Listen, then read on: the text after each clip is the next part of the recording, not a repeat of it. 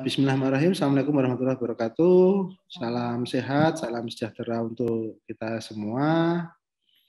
Pagi ini seperti yang sudah kita rencanakan pada silabus itu ya. Silabusnya sudah saya share pada waktu pertemuan pertama, jadi kurang lebih bulan Februari, bahwa minggu ini merupakan minggu pertama pertemuan topik yang diampu oleh dosen tamu. Nah, bersama kita ada Ibu Maria Tambunan. Ibu Maria ini akan memberikan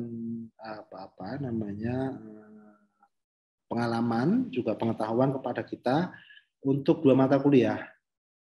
Ini merupakan mata kuliah P3B. Selain itu juga penentuan harga transfer yang kalau nggak salah di pertemuan ke-12 atau ke-11 gitu.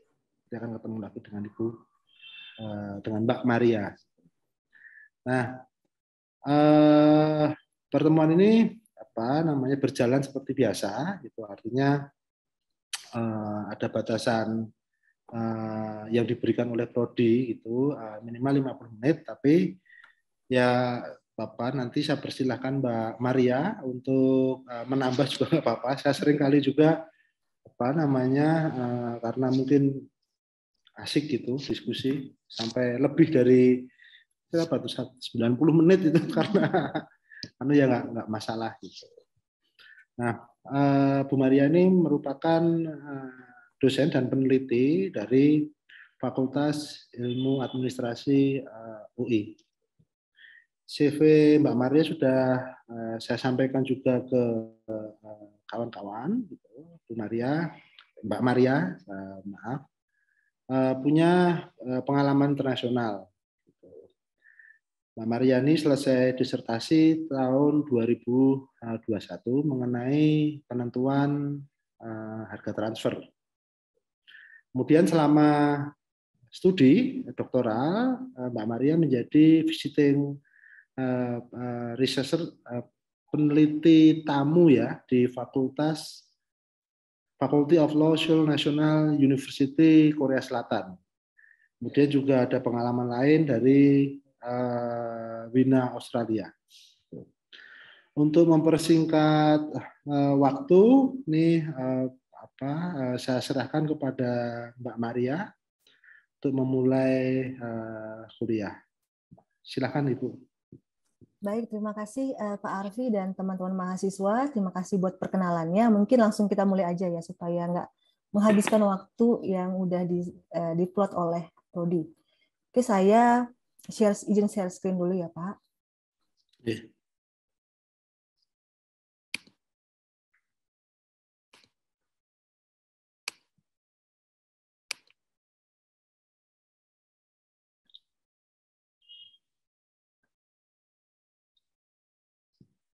Oke, kira-kira udah terlihat ya screen-nya ya. Oke, hari ini kita bahas mengenai distribusi hak pemajakan dalam P3B.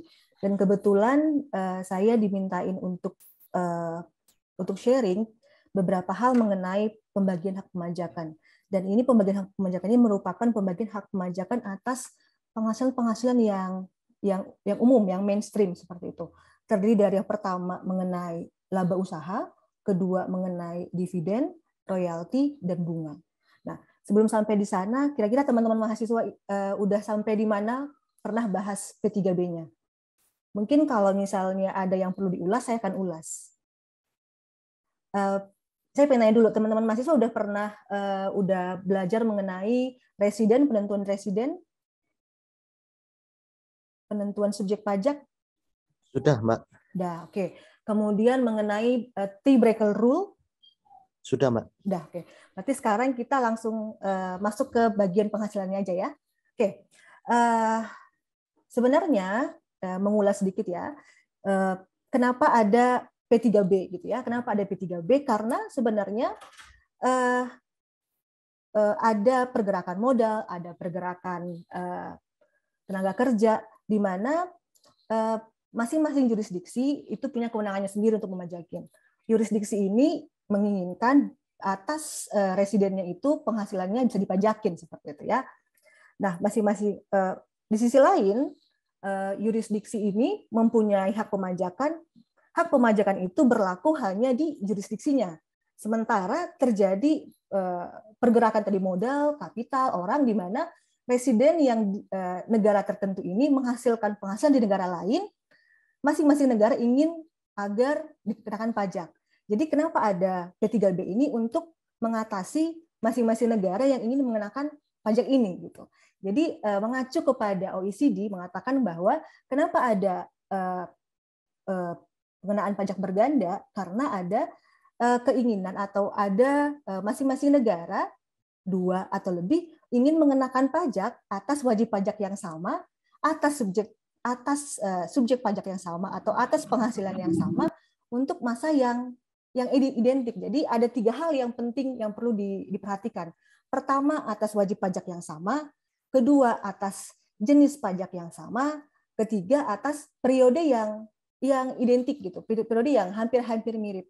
Jadi karena masing-masing negara ini punya kewenangan, punya suverenitas, jadi negara-negara tersebut harus bagaimana caranya supaya tidak ada tabrakan kepentingan yang artinya ada potensi pengenaan pajak berganda gitu. Jadi adalah yang disebut dengan tax treaty. Tax treaty ini ada, kalau teman-teman sudah belajar, ada 2 model. Yang pertama UN model, yang kedua OECD model. Yang tujuannya adalah untuk mencegah pengenaan pajak berganda. Namun sekarang dengan ini kan UN model itu dipropos bahkan sebelum Perang Dunia Kedua gitu. Jadi saat itu memang konten dari UN model saat itu memang sesuai dengan keadaan bisnis saat itu, yaitu mencegah double taxation.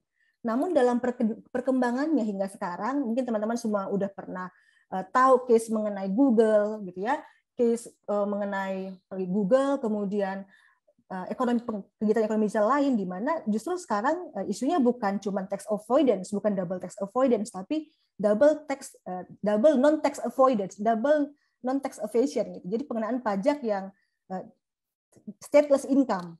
Sebelumnya itu P3B itu ditujukan untuk menghindari masalah pemajakan berganda. Sekarang penghasilan yang nggak dipajakin di negara manapun atau disebut sebagai stateless income. Tapi untuk materi ini kita ngomongin dulu yang UN model, OECD model versi untuk versi yang non digital tadi, gitu ya. Jadi sebenarnya tujuan pemajakan ini adalah bagaimana tujuan dari P3B ini adalah bagaimana mencegah terjadinya pengenaan berganda, dan yang kedua bagaimana mengalokasikan hak pemajakan, gitu ya, antar negara yang sama-sama punya kewenangan atau suverenitas ini.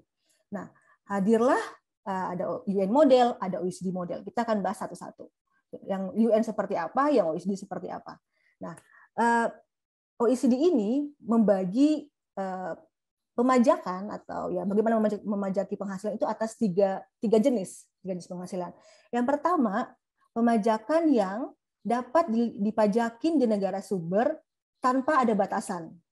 Jadi mungkin kalau teman-teman nanti baca modelnya, mereka bilang shall be taxable only, gitu ya. Jadi bisa dipajakin di negara sumber tanpa ada pembatasan. Kemudian yang kedua, penghasilan yang bisa dipajakin dengan ada batasan di negara sumber. Artinya, kalau yang pertama tadi yang A, hanya negara sumber yang punya hak untuk mengenakan pajak. Sementara yang B, kedua-duanya bisa. Bisa negara sumber, bisa negara residen. Dan yang ketiga, penghasilan yang dipajaki atau penghasilan yang tidak dapat dipajaki di negara sumber.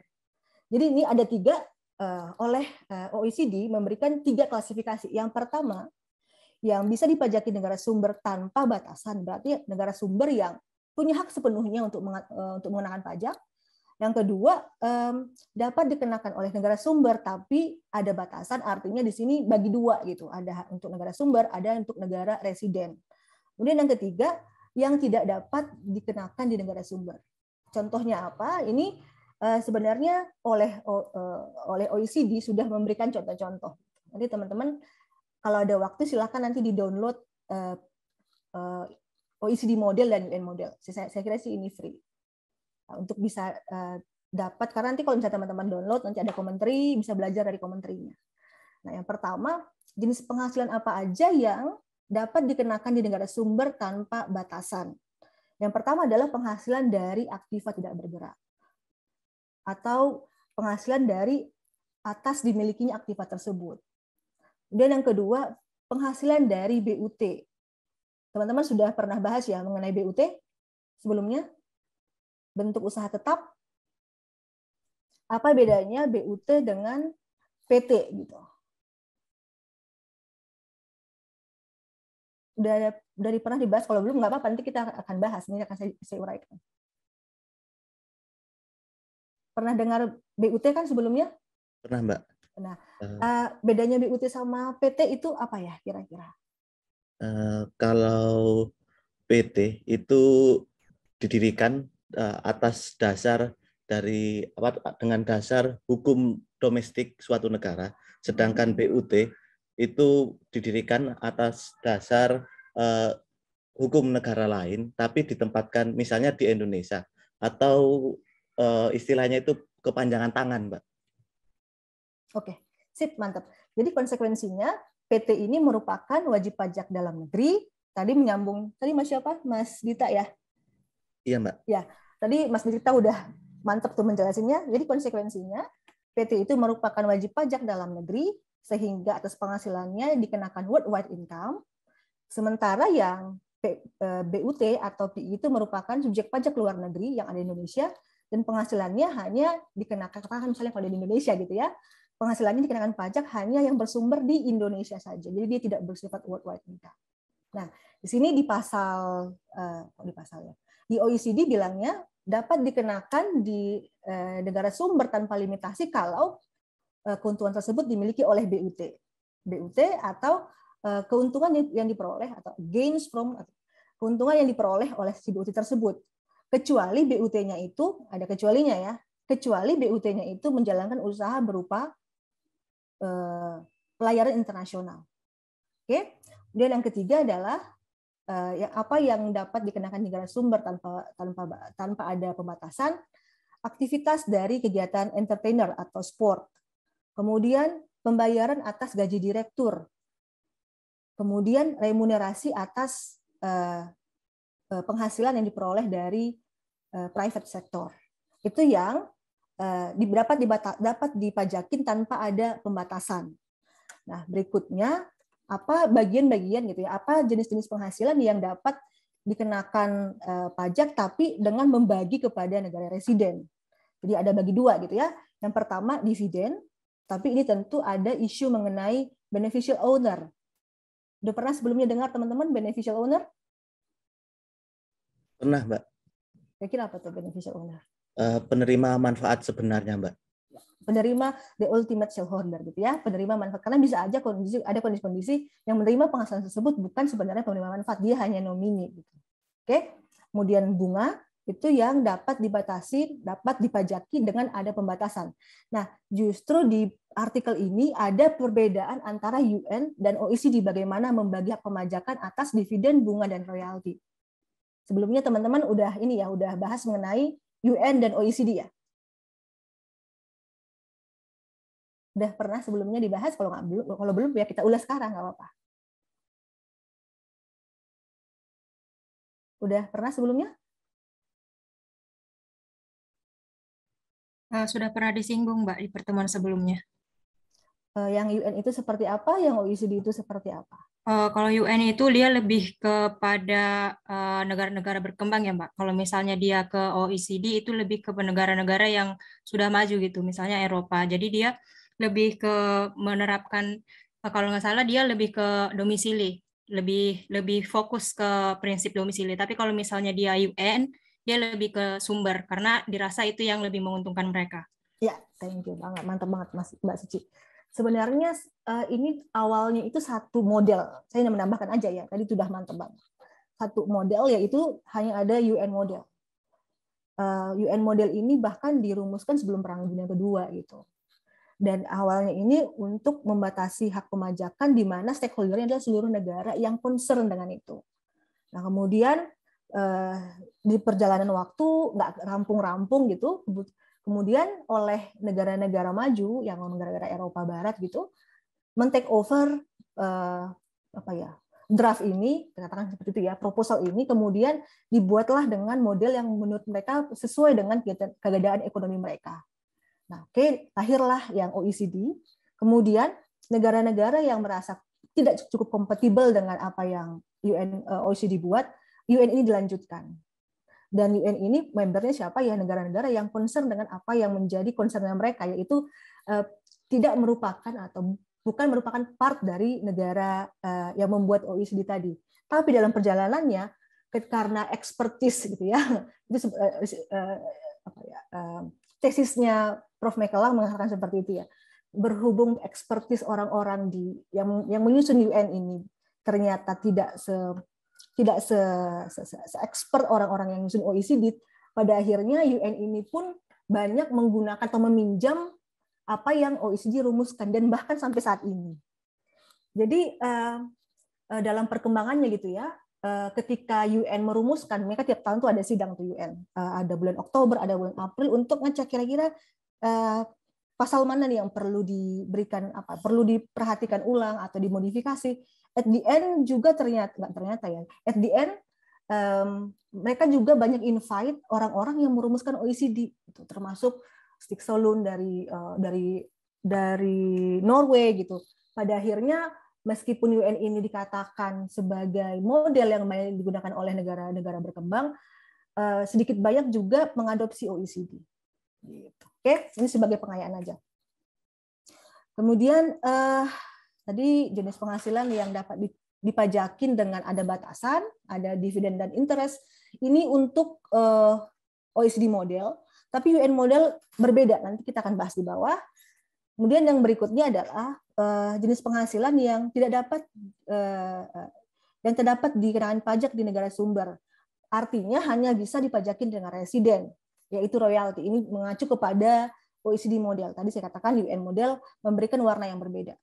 Kemudian ada remunerasi atau penghasilan yang diperoleh oleh pegawai yang menjalankan kegiatan usaha berupa pelayaran dan penerbangan internasional, kemudian private pension. Jadi ini kalau teman-teman nanti silakan saya sangat encourage untuk ngecek bagaimana di OECD, di UN-nya. Seperti saya kasih beberapa hint-hint ya. Oke, sekarang kita masuk ke materi hari ini. Tadi itu hanya sebagai intro saja. Nah, yang pertama mengenai penghasilan dari kegiatan usaha atau business profit. Sebenarnya banyak juga yang mengklasifikasikan ini menjadi dua jenis, passive income dan active income. Bagaimana memajukan passive income, bagaimana memajukan active income. Tapi ini kita strict ikut bagaimana OECD ngasih rule aja. Biar kalau teman-teman misalnya mengembangkan studi ini lebih lanjut, mungkin untuk literaturnya udah inline gitu. Karena banyak literatur yang ditulis oleh orang-orang yang berkecimpung di OECD. Nah, yang pertama mengenai business profit. Pasal 7 ayat 1 OECD bilang seperti ini.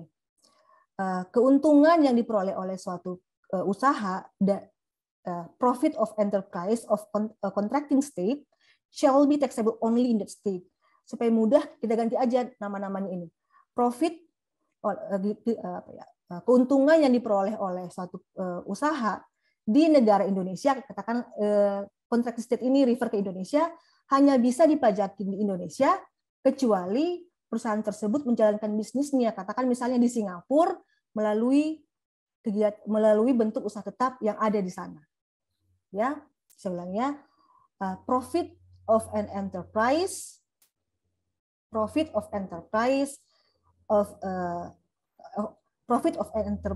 in Indonesia shall be taxable only in Indonesia unless the enterprise carries on business in Singapore through a permanent establishment situated therein. Jadi ceritanya, misalnya tadi ada satu kegiatan usaha yang mempunyai BUT di Indonesia.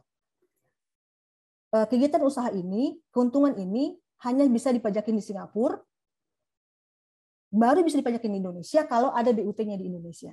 Jadi kalau misalnya ada satu usaha aktif yang tidak ada BUT-nya di Indonesia, tidak bisa dipajakin di Indonesia. Nah, ini tidak menjadi masalah sebelum hadirnya era digitalisasi. Setelah hadirnya era digitalisasi, di mana banyak kegiatan usaha aktif ada di Indonesia, namun BUT-nya tidak ada di Indonesia, misalnya seperti Google zaman kapan ya? Zaman tahun 2015, kalau mungkin teman-teman silakan Google case Google tahun 2015, meskipun nanti kita di bawah akan kita bahas. Kalau misalnya tidak ada BUT-nya di Indonesia, artinya tidak dapat dipajakin di Indonesia. Negara residenlah yang mempunyai hak sepenuhnya untuk mengenakan pajak atas penghasilan residennya tersebut. Kira-kira di sini cukup clear kah teman-teman? Atau misalnya ada yang mau saya harus ada yang mau tanyakan atau ada yang mau dikonfirmasi? Karena ini pasal penting. Atau kita lanjut dulu? Lanjut dulu, Mbak. Ya, jadi ini pasal penting. Profit of enterprise of a contracting state shall be taxable only in that state unless the enterprise carries on business in the other state through a permanent establishment. Tadi kegiatan usaha di suatu negara hanya dapat dipajaki di negara tersebut. Bisa dipajaki di negara lain kalau di negara lain tersebut ada BUT. Artinya, kalau tidak ada BUT, kegiatan usaha aktif tersebut hanya dapat dipajaki di negara asalnya. Oke. Jadi ini if the enterprise carries on business as aforesaid, the profit that are attributable to the permanent establishment in accordance with the paragraph 2. Nah, sekarang seperti apa yang BUT itu kan gitu ya, bisa dipajakin di negara sumbernya kalau ada BUT. Nah, sekarang BUT itu apa gitu ya? Mengacu kepada pasal 5 OECD model bilang untuk tujuan treaty ini gitu ya. BUT itu artinya adalah adanya tempat usaha tetap, fixed place of business, di mana atas tempat usaha tersebut kegiatan usahanya dilakukan. Jadi harus ada kegiatan usaha. Berarti kalau misalnya tidak melakukan kegiatan usaha, misalnya hanya sebagai kantor perwakilan, berarti dia tidak dianggap sebagai BUT. Jadi syaratnya harus secara aktif bisa generate income. Jadi tidak semuanya, kalau misalnya ada perusahaan asing itu ya, ada kantornya Indonesia, ini perlu lihat dulu apakah ada usaha aktif yang dilakukan di sana. Ya. Dan seperti ini contohnya. Nah, ini ada negara domisili, dia menjadi subjek pajak dalam negeri di negara domisilinya, kemudian menjalankan usaha di negara sumber, katakan misalnya ini siapa ya? Misalnya kan ini Singapura gitu ya, ini Singapura, kemudian ada usaha di Indonesia. Kalau misalnya tidak terbentuk BUT, karena tadi syaratnya adalah harus ada BUT atau PI, negara sumber berhak memajaki. Sementara kalau tidak ada BUT, negara sumber tidak berhak memajaki. Sekarang yang jadi masalah adalah bagaimana menentukan BUT kan gitu ya. Karena tadi syarat bisa negara sumber memajakin kalau ada BUT-nya. Dan ini juga yang sering menjadi isu mengenai tax avoidance. Apakah ada BUT atau tidak? Karena once tidak dianggap ada BUT, berarti negara sumber tidak bisa memajaki. Negara residen lain yang punya hak untuk memajaki. Ya. Nah, ini teman-teman silahkan lihat perbedaan antara OECD dan UN. Nah, OECD bilangnya seperti ini. BUT itu dianggap ada gitu ya, atau penjelasan mengenai BUT itu adalah apabila ada keuntungan yang merupakan atau ditarik kepada BUT, alias keuntungan yang dimiliki oleh BUT. That's it gitu. Dia hanya memberikan definisi yang simple. Sementara yang UN ini memberikan definisi BUT yang lebih luas. Nah, mungkin inilah tadi sense yang tadi kayak kata Mbak Suci, UN itu merupakan model treaty yang sebagian besar dipilih oleh negara berkembang karena mungkin merepresentasikan kepentingan dari negara berkembang. Sementara OECD itu merupakan model oleh negara maju gitu ya. Nah, ini teman-teman silakan melihat perbedaan skop dari PI sebagaimana UN memberikan definisi dan OECD memberikan definisi. Tadi di sini OECD memberikan definisi simple yaitu bilangnya profit that are attributable to the PI, udah stop gitu ya, full stop. Sementara UN memberikan definisi yang cukup panjang. Yang pertama, bilang tadi, BUT itu ya, profit of the enterprise may be taxed in other state, but only as much of them as is. Yang pertama, profit yang attributable to PE, ini definisi yang OECD punya. Kemudian UN memberikan 2 definisi tambahan, sales atau penjualan di negara sumber tersebut atas penjualan barang, goods atau merchandise yang sama atau sejenis yang dijual oleh BUT. Kemudian berikutnya yang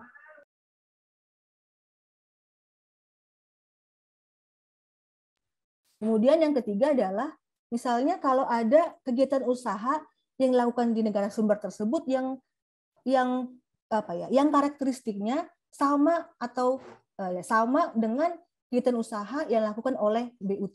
Jadi di sini teman-teman bisa melihat lebih luas ruang lingkup atau definisi kegiatan definisi dari BUT atau skop usahanya atau karakteristiknya dibandingkan dengan definisi BUT yang ada di OECD. Oke, sampai sini ada kira-kira yang mau tanyakan teman-teman? Atau ada yang kurang clear? Silahkan.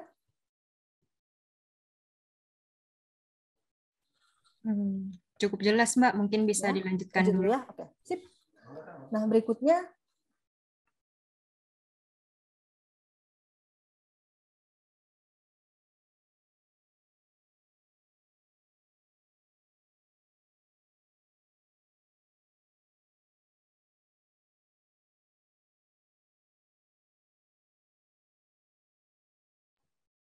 Maaf, Mbak, belum di unmute. Oh iya, maaf. Udah ya. Nah, kemudian pasal 5 ayat 2 OECD memberikan contoh-contoh, bukan definisi, contoh-contoh seperti apa yang disebut sebagai BUT. Yang pertama adalah tempat manajemen. Kemudian yang kedua adalah cabang. Cabang beda dengan rep office ya. Cabang artinya dia menjalankan usaha dengan aktif melalui tadi cabang tadi gitu ya.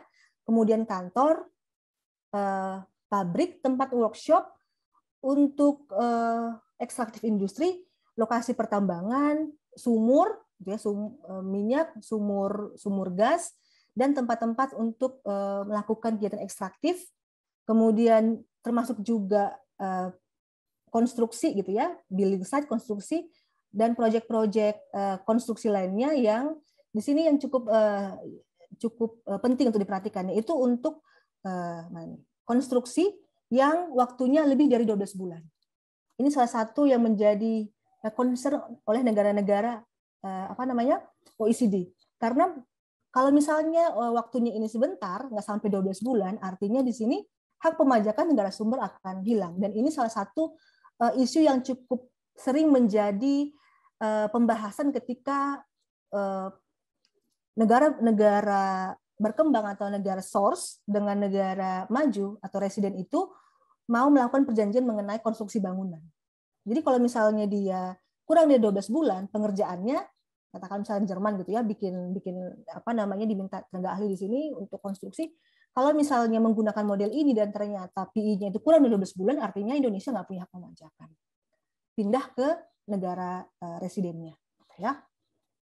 Kemudian di pasal 5 ayat 4 memberikan contoh-contoh mana yang bukan menjadi bagian dari PI gitu ya. Yang pertama penggunaan fasilitas, termasuk ini lokasi yang semata-mata tujuannya untuk gudang, display.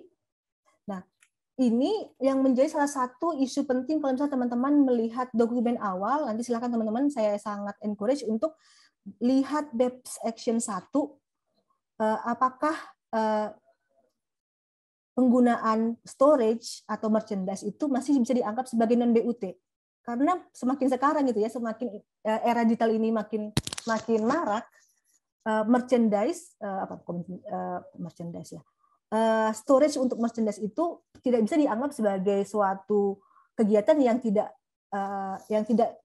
secara langsung berhubungan dengan active income gitu. Nanti teman-teman silakan, saya sangat encourage nanti teman-teman bandingkan yang pasal 5 ayat 4 OECD model dengan dokumen BEPS Action 1, BEPS Action Plan 1. kalau nggak salah itu bisa di-download secara free. Kemudian yang kedua adalah untuk maintain, ada tempat atau lokasi untuk maintain stok barang gitu ya. Kemudian yang pada intinya adanya lokasi atau tempat ini bukan secara langsung bertujuan untuk bisa mengenerate income secara aktif. Termasuk di sini rep office. Kemudian di sini tadi ini ada untuk maintain bisnis yang pada intinya dia hanya bersifat preparatory atau persiapan dan ya auxiliary. Jadi oleh OECD kalau misalnya sifatnya itu hanya untuk membantu gitu, supporting dan persiapan, ini tidak dianggap sebagai BUT. Oke, sampai sini teman-teman ada yang mau tanyakan?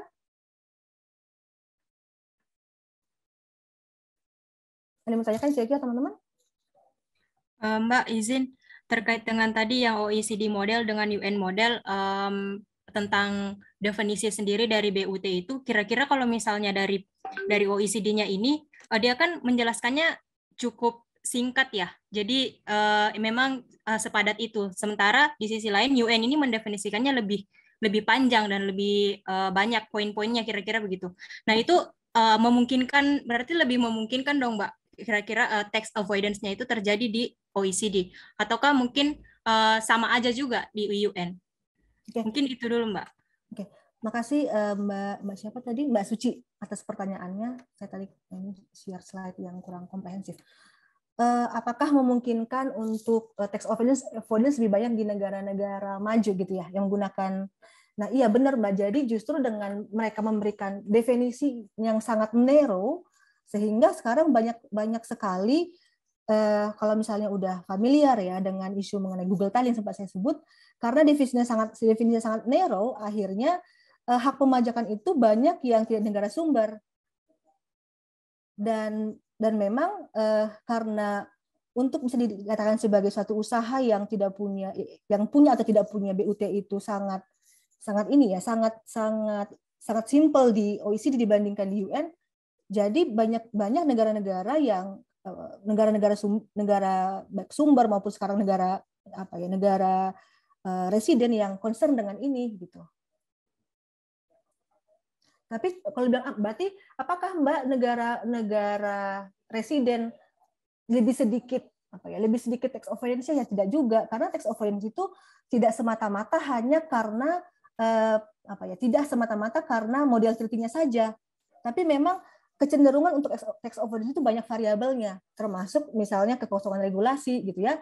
Kemudian ya kemampuan manajemen pajak oleh si wajib pajak yang bersangkutan. Kemudian apakah di negara tempat beroperasi itu tax enforcement law-nya itu kuat gitu. Tapi kalau misalnya kembali ke pertanyaan Mbak Suci, apakah pendefinisian itu mempengaruhi? Iya, banyak riset yang mengatakan seperti itu, tapi tidak itu menjadi salah satu atau tidak itu menjadi the main faktor terjadinya tax avoidance. Kira-kira menjawab nggak ya? Menjawabnya Mbak Suci? Iya, menjawab Mbak. Saya lanjut sedikit ya Mbak. Boleh, Jadi boleh. kalau misalnya satu negara dia ini sebenarnya dia kiblatnya UN model, anggaplah begitu. Negara-negara berkembang kecenderungannya lebih kepada UN model, tapi karena melihat mungkin ini bisa dianggap sebagai potensial atau peluang untuk bisa daripada saya kena pajak yang dari UN model, mending saya ke OECD aja deh gitu, karena di sana pendefinisiannya lebih luas dan juga mungkin ada kesempatan untuk saya bisa menghindari pajak gitu. Itu gimana Mbak? Apakah ada case yang seperti itu? Mungkin Mbak bisa share pengalamannya juga jika memang ada yang seperti itu, ataukah nggak bisa gitu kalau misalnya kamu udah UN ya udah UN aja, nggak usah OECD gitu. Makasih Mbak. Oke, makasih Mbak Suci. Yang pertama sebenarnya pada akhirnya yang menjadi ketentuan positif satu negara kan apa yang diratifikasi oleh dua pihak gitu ya, negara A dan negara B. Nanti di bawah kita ada kasih contohnya. Ini kan hanya model. Nanti yang punya hak untuk menentukan bagaimana pemajakannya kan atas residen negara A, negara B. Residen Indonesia dengan Singapura misalnya adalah kedua negara yang melakukan perjanjian. Kedua otoritas pajak yang membuat perjanjian. Jadi nanti pemajakan untuk katakan residen Singapura yang punya usaha Indonesia itu berdasarkan P3B itu. Jadi yang tentu mengenai UN dan OECD itu hanyalah model. Nanti pada akhirnya apa yang diterapkan adalah kesepakatan antar dua otoritas pajak. Dan memang yang mempengaruhi konten dari P3B ini adalah yang pertama, negara mana yang mempunyai power ekonomi dan power politik.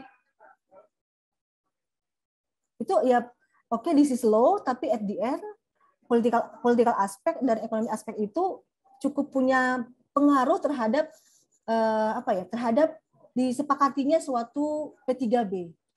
Kan P3B ini yang menjadi dasar nanti pemajakan antar jurisdiksi tadi. Yang OECD dan UN itu hanyalah sebuah model. Meskipun ada kecenderungan negara maju negara maju menganut OECD tadi, negara berkembang menganut UN.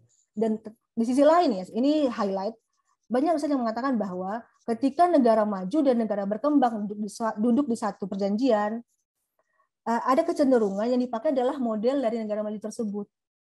Karena apa? Karena negara berkembang menginginkan adanya investasi. Jadi untuk mendapatkan kalau banyak buku mengatakan nuansa bahwa negara berkembang ini adaptable dengan kondisi global, sehingga banyak yang merelakan hak pemajakannya dengan menandatangani perjanjian yang berkiblat, seperti di bahasa Mbak Cici, berkiblat kepada OECD model. Kira-kira menjawab nggak ya? Jawaban saya. Iya, menjawab Mbak. Berarti ini tuh sebenarnya ya tergantung para pihak lagi, balik lagi, karena ini juga treaty, perjanjian, di mana-mana kita tahu kalau perjanjian itu adalah kesepakatan antara kedua pihak saja mau menggunakan model yang mana. Jadi kayak cuma guidance aja untuk menerapkan pajak. Tapi di sisi lain ada pengaruh dari power kedua negara itu gitu. Jadi tidak memungkinkan, bukan tidak mungkin, tapi mungkin lebih bisa memungkinkan juga akan ada kecenderungan negara atau model satu negara aja gitu yang diikutin, karena ini mendahulukan kepentingan mereka masing-masing. Mungkin itu yang saya tangkap, Mbak. Terima kasih banyak. Mantap. Oke, nah ini jadi kita bahas mengenai PI ya, atau BUT. Ini kan contoh-contoh karena pendefinisian BUT itu masih menggunakan konsep yang lama. Saat itu FDI itu ya benar-benar perdagangan barang dan jasa gitu. WTO itu bilangnya trade of goods gitu ya, WTO. Dan WTO sebenarnya dengan perumusan perpajakan ini jalan beriringan saat itu. Sementara hadirnya globalisasi dan zaman internet ini kan membuat proses bisnis menjadi berubah. Di tahun 2015, mungkin teman-teman saya kasih ini aja, highlight dari isunya. Di tahun 2015, Google Asia Pasifik itu mendapatkan income yang sangat besar dari Indonesia. Tadi di P3B bilangnya, di model tersebut bilangnya, pemajakan di negara sumber hanya bisa dilakukan apabila ada BUT. Sementara di Indonesia saat ini, saat kasus ini booming, Google itu belum punya BUT, adanya kantor rep office. Jadi dianggap rep office ini tidak cukup menjadi suatu entitas yang menjalankan bisnis secara aktif. Sementara di sisi lain 40% penghasilan Google di Asia Pasifik yang berkantor di Singapura itu datang dari Indonesia. Berarti kalau misalnya menggunakan P3B Indonesia dengan mitra, atau misalnya kalau kita balik ke root-nya definisi dari PI, rep office itu tidak bisa jadi PI. Nah, karena tidak bisa jadi PI artinya negara sumber nggak punya hak untuk majakin. Sementara hampir 40% penghasilannya datang dari Indonesia, ya jelas gitu ya, marketnya besar. Tukang Indonesia kan senang banget ya pakai internet gitu kan, konsumennya besar, pasarnya besar. Di sisi lain tidak bisa mengenakan pajak atas penghasilan yang generatif dari Indonesia. Akhirnya seperti apa? Akhirnya yang dilakukan adalah negosiasi. Meskipun ini ada negara yang bilang ini adalah solusi yang cerdas, ada yang bilang ini unlawful measure gitu. Nah, pada akhirnya negosiasi berapa nih si Google mau bayar gitu. Nah, tapi sayangnya setelah kasus itu rame tahun 2016 berapa kesepakatan yang dibayarkan oleh Google itu nggak dipublish. well published gitu. Dan mungkin kalau teman-teman mau cari tahu, mungkin boleh, siapa tahu pada akhirnya dipublish. Tapi sejauh ini saya belum menemukan yang menjawab dengan runut gitu. Kira-kira bagaimana hasil negosiasi antara pihak otoritas perpajakan Indonesia dengan pihak Google, dan akhirnya berapa settlement-nya gitu. Itu ditagihkan 5 tahun terakhir mengikuti undang KUP gitu ya. KUP kan pemeriksaan sampai 5 tahun terakhir gitu ya. Jadi dari tahun 2010 sampai 2015 ditagihkan, saya nggak persis, di sini ada sih sebenarnya. Ini ada berapa dasar kewenangan pajaknya, kemudian berapa pajak yang harus dibayarkan. Nah, inilah yang menjadi salah satu concern. Pada akhirnya diperlukan segera pilar 1, pilar 2, Batch Inclusive Framework. Kalau mungkin teman-teman sudah sering dengar pemajakan atas ekonomi digital, bagaimana mengalokasikan hak pemajakan atas kegiatan usaha yang seperti ini. PI-nya ini tidak cukup clear gitu. Jadi ada alokasi hak pemajakan, ada nexus untuk mendefinisikan ulang BUT. Jadi tidak bisa lagi didefinisikan dengan fisik, tapi ada approach lainnya. Misalnya market share-nya berapa gitu. Kemudian berapa konsumennya, berapa turnover di negara tersebut gitu. Teman-teman, saya sangat encourage nanti untuk bisa, ya, nanti saya cek di sini. Ya, saya cek di sini aja. Ya. Ini sih. Nanti teman-teman, ini saya udah kasih gambarnya, nanti silakan di googling aja. Yang pilar, jadi ada 2 pilar untuk mengenakan pajak bagi penghasilan yang dia usaha digital, terutama digital, yang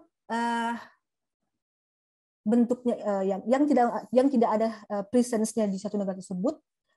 Physical presence-nya itu bisa generating income tanpa physical presence. Jadi ini ada 2 pendekatan, pilar 1 dan pilar 2. Silahkan teman-teman cek.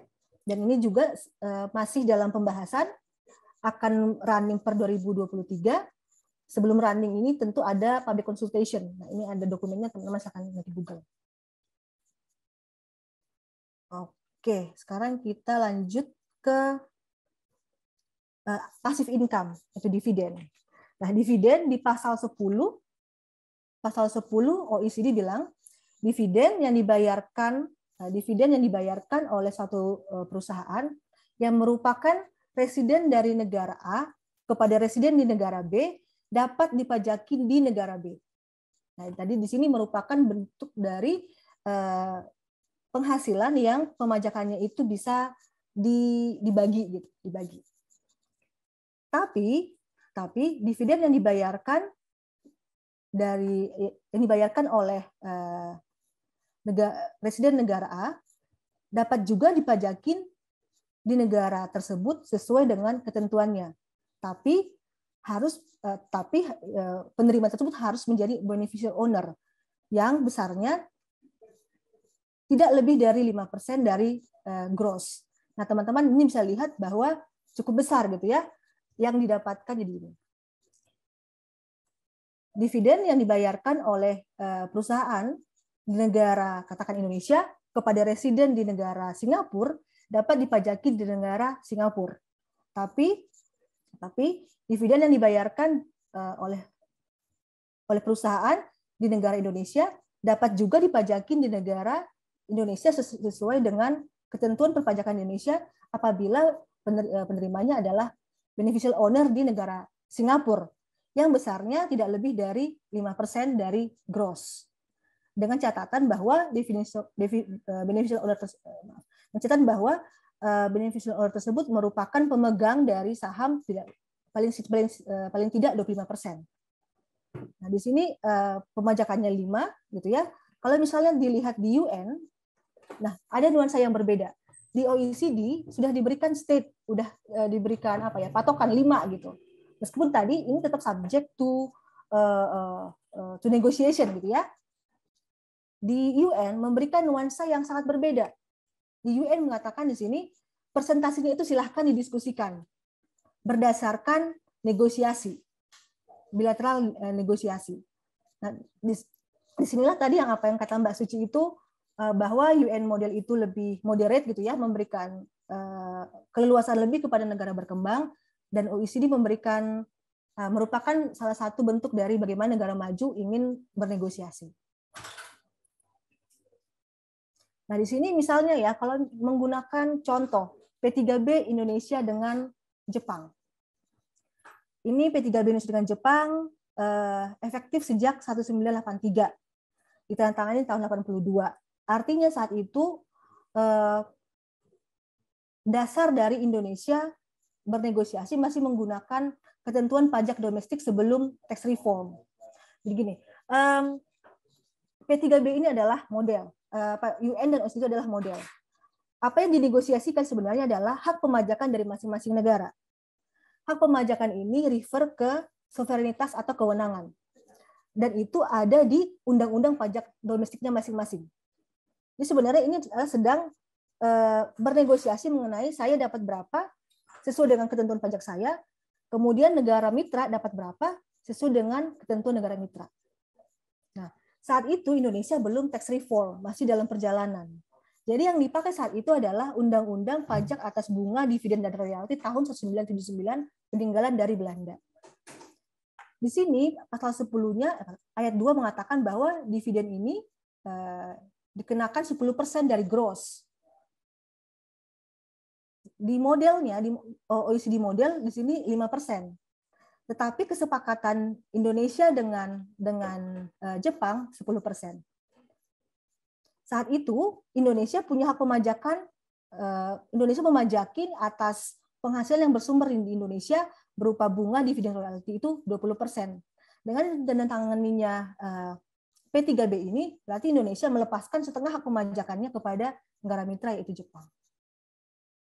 Dan saat itu berdasarkan ketentuan domestik tahun 1979 yang masih ordonansi, saat itu pajak atas bunga, dividen, dan royalti itu masih 20%. Sekarang sih 20% juga. Ini saya cuplik undang-undang pajak tahun itu, tahun 1979 mengenai bunga, dividen, dan royalti. Nah, kemudian mengenai interest atau bunga. Yang tadi mengenai dividen, kemudian bunga. Interest dan dividen ini sering mempunyai sense yang mirip gitu ya, mempunyai sense yang sama. Pasal 11 OECD bilang bunga yang timbul di suatu negara dibayarkan pada residen di negara lain dapat dipajaki di negara tersebut. Tapi untuk hak pemajakan itu tidak boleh lebih dari 10% dari gross. Dan competent authority bisa melakukan mutual agreement untuk membatasi atau untuk memberikan suatu batasan atas pemajakan tersebut. Ini interest arising in a contracting state and paid by a resident of the other state by other contracting state may be taxed in that other state. Jadi silakan diganti ini, bunga yang timbul di Indonesia dibayarkan kepada residen di Singapura dapat dipajakin di Singapura. Tapi tidak lebih dari 10% dari gross. Nah, sementara silakan lihat sense-nya ini di OECD sudah memberikan angka 10%, sementara di UN di sini masih diberikan kosong. Subject to bilateral negotiation. Nah, ini merupakan salah satu perbedaan. Jadi mendasar bagaimana OECD dan UN menawarkan proposal untuk tax treaty. Ya. Nah, kemudian di pasal 11 ayat 3 diberikan definisi mengenai interest. Apa aja yang termasuk sebagai interest, apa aja yang bukan. Di sini interest itu menurut OECD coverage-nya adalah yang ini. Debt claim atas apapun itu pinjaman, apakah dia ada jaminan atau tidak. Tetapi penalti atau sanksi atau denda atas pembayaran utang tersebut tidak termasuk sebagai ruang lingkup dari bunga. Jadi atas penggantiannya saja, gitu ya. Terus penggantiannya saja tidak termasuk penalti atau sanksi. Nah, ini teman-teman salah satu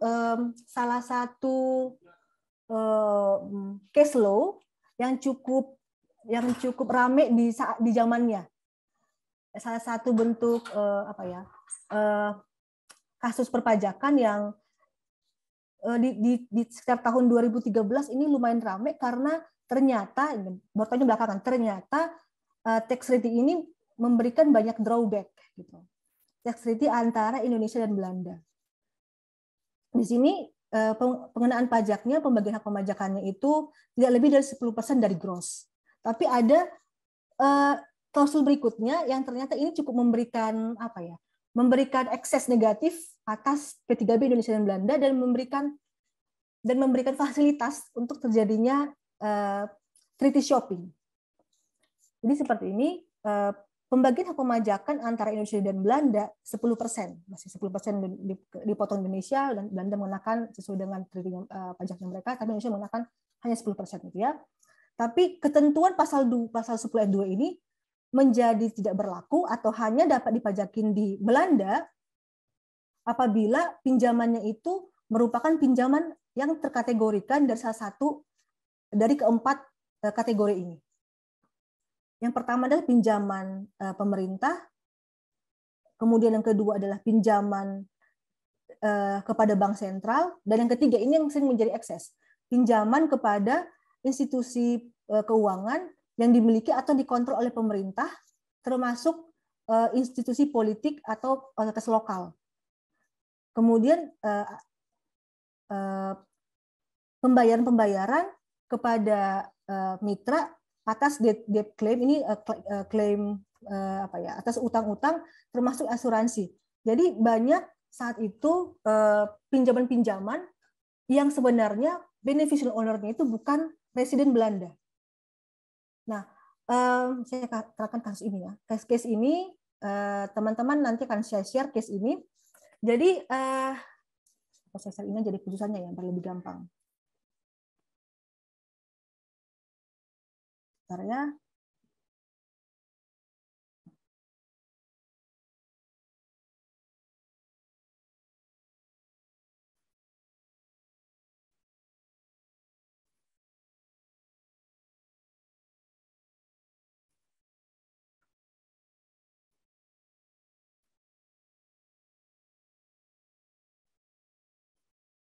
Oke, jadi case ini bermula ketika pihak otoritas pajak mengoreksi wajib pajak di Indonesia.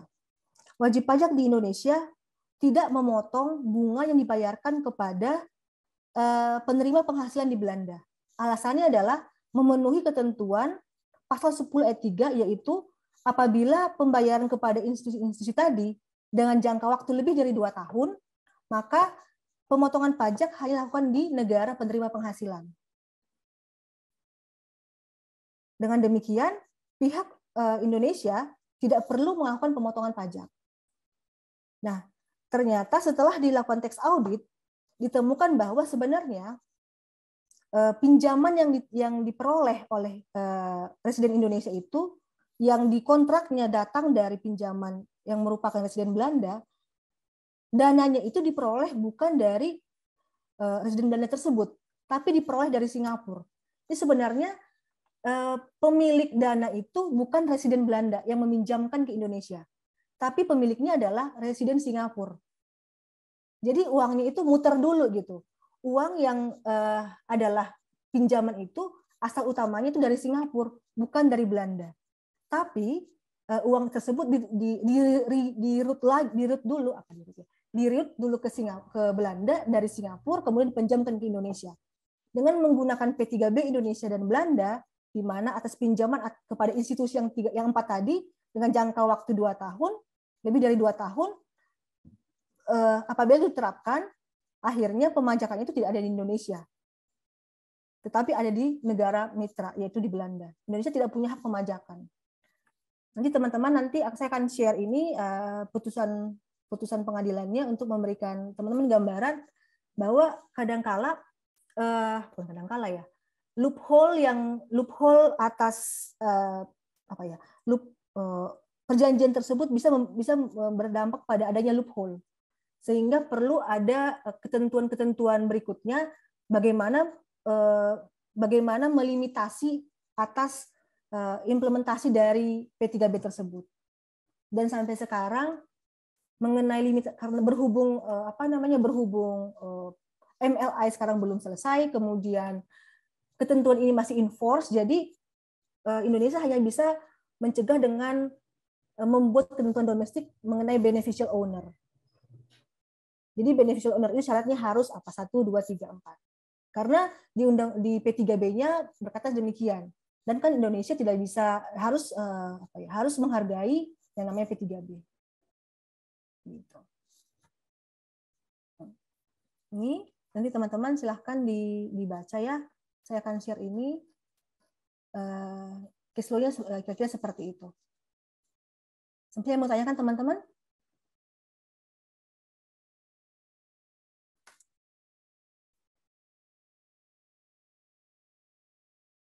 Sampai yang mau tanyakan? Oke, kita lanjut ke royalti.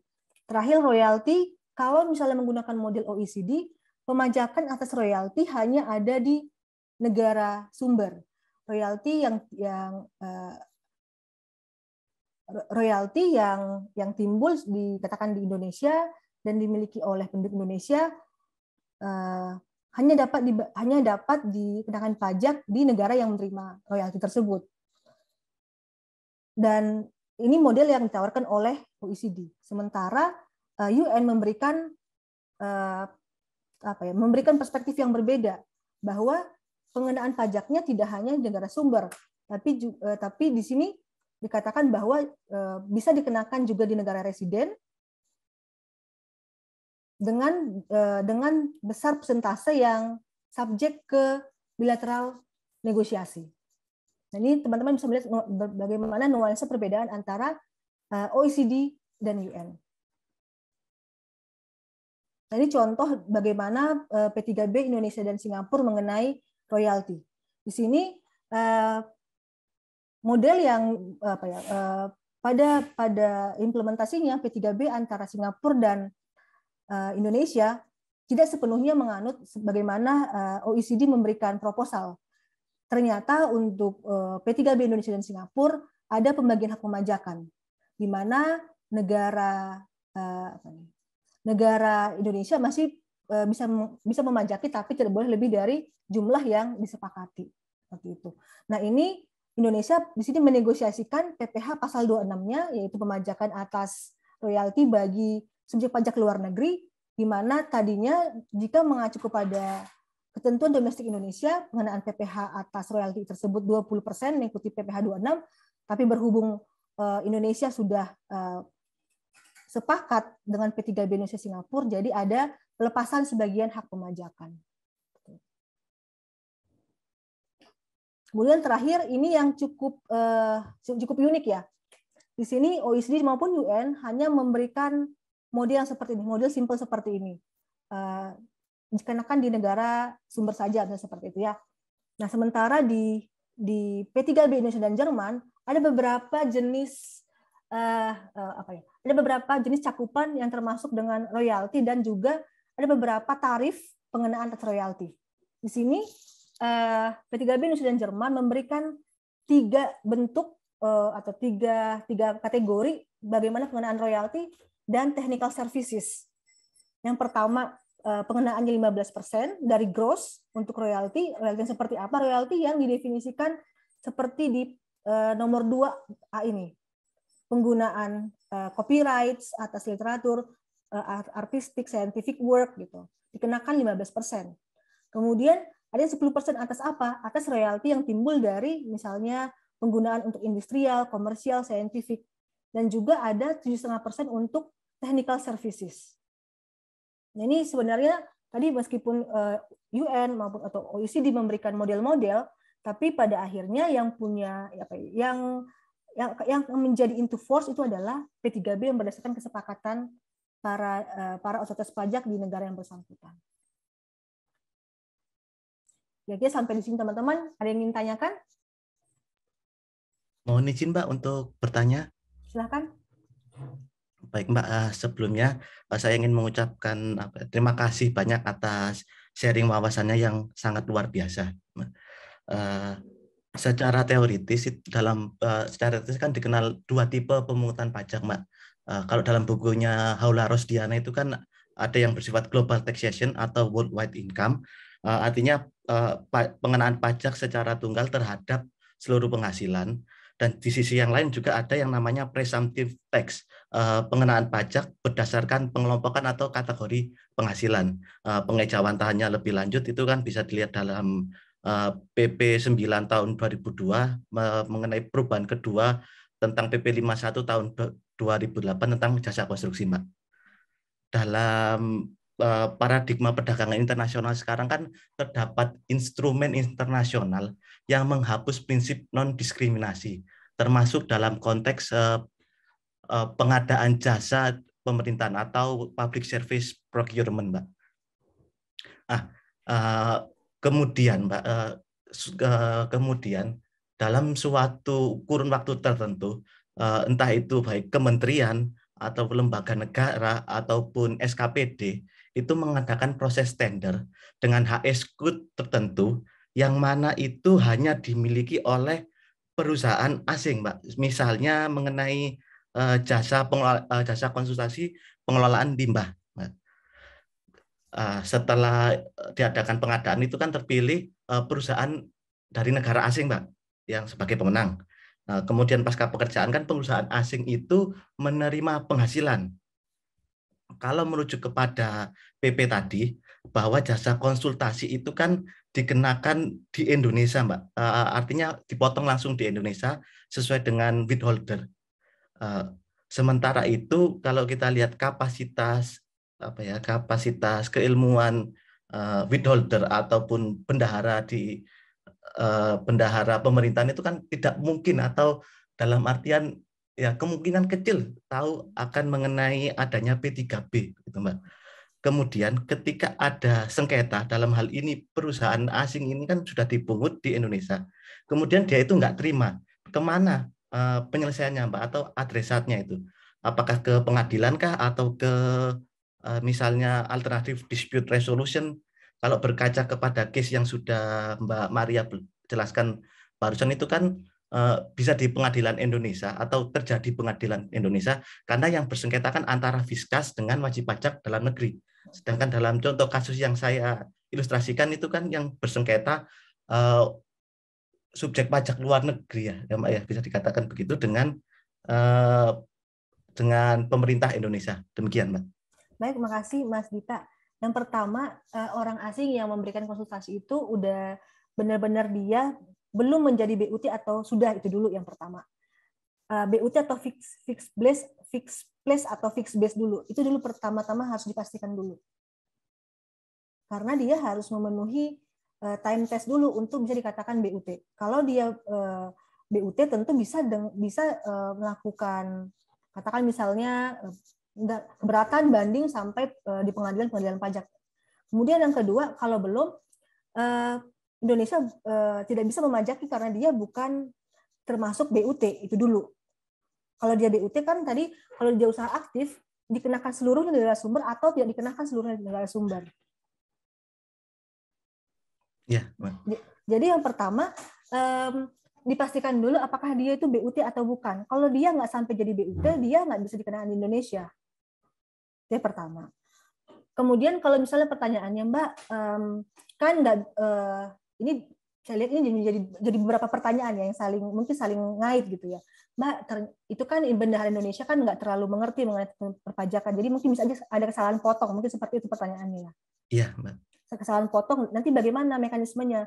Mekanismenya itu bisa melalui mutual agreement procedure, bisa ngobrol gitu, bisa ngobrol antara otoritas pajak Indonesia dengan negara yang bersangkutan, otoritas pajak negara yang bersangkutan. Dan sekarang pertanyaannya, in practice, apakah memang tidak ada rek office di sini? Tidak ada, Mbak, karena kan itu dari luar, kemudian cuma pekerja atau expertnya saja yang dikirimkan ke Indonesia. Oke. Kalau seperti itu berarti nanti melalui mutual agreement procedure. Jadi ngobrol, orang sana kalau mau protes bisa ngobrol via mutual agreement procedure tadi dengan otoritas pajak di Indonesia. Seperti itu. Kalau dia masih SPLN, karena kalau dia masih bukan residen Indonesia nggak bisa punya kewenangan untuk mengenakan pajaknya. Karena pengenaan pajak Indonesia itu harus di jurisdiksi Indonesia, artinya harus di wilayah Indonesia dan atas residen Indonesia. Kalau bukan residen Indonesia, ketentuan perpajakan Indonesia itu tidak bisa diterapkan. Baik Mbak. Nah, Kemudian pertanyaan saya gini Mas, itu dia aktif income ya, jadi dia yang datang ke Indonesia gitu ya, di Indonesia, tapi waktunya katakan udah lebih belum sama time testnya jadi subjek pajak dalam negeri? Belum Mbak, karena kan rata-rata kalau jasa konsultasi itu kan cuma 90 hari Mbak. Kalau time testnya Indonesia kan 183 kan, kalau saya tidak salah. Ya, 183 hari, betul.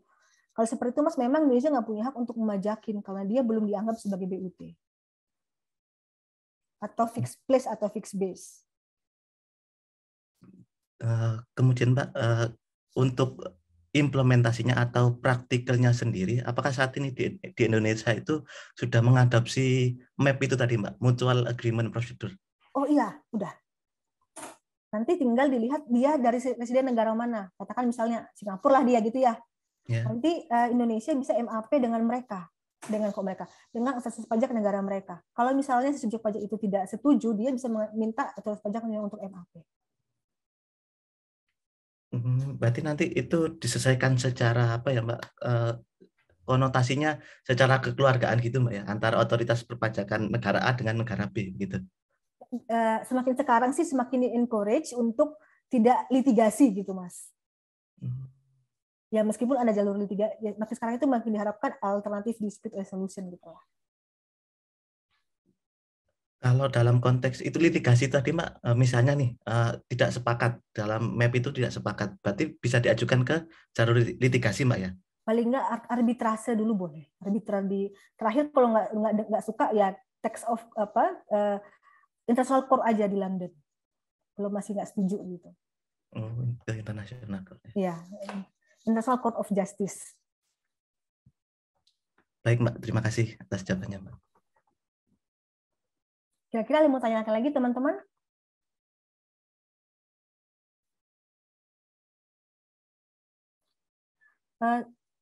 Untuk PPT-nya saya sudah sempat berikan kemarin kepada Pak Arfi, mungkin boleh diminta kepada Pak Arfi atau saya share di sini juga nggak apa-apa sih. Saya bikin chat box aja ya. PPT-nya sudah saya share ke teman-teman. Oh iya, makasih Pak. Udah, kemarin sudah langsung saya share. Kira-kira yang mau tanya lagi teman-teman dari materi yang dijelaskan, yang diuraikan, atau mungkin ada yang kurang clear, silahkan.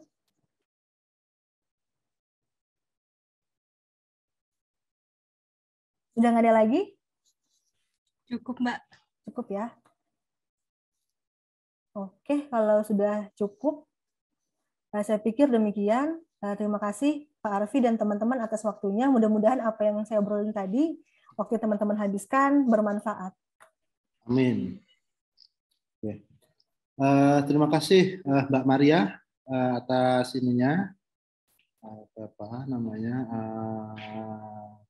waktunya memberikan kuliah kepada kami. Nah, Mas dan Mbak mahasiswa, nanti kita ketemu lagi dengan Bu Maria untuk mata kuliah yang berbeda ya. Penentuan harga transfer itu kalau di jadwal 30 April 2022. Jamnya sama, jam 9. Kita mulai jam 9. Oke.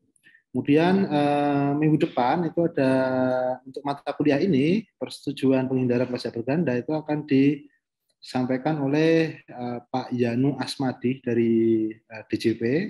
Linknya sudah saya share juga melalui Simaster. Nanti kalau sudah ada slide dari Pak Yanu akan segera saya sampaikan melalui Simaster atau melalui koordinator kelas Mbak Suci. Saya kira itu, sekali lagi Mbak Maria, terima kasih banyak gitu. Nanti kita ketemu lagi tanggal 30 April dengan teman-teman mahasiswa. Kuliah saya akhiri, saya tutup. Wassalamualaikum warahmatullahi wabarakatuh. Salam sehat semua.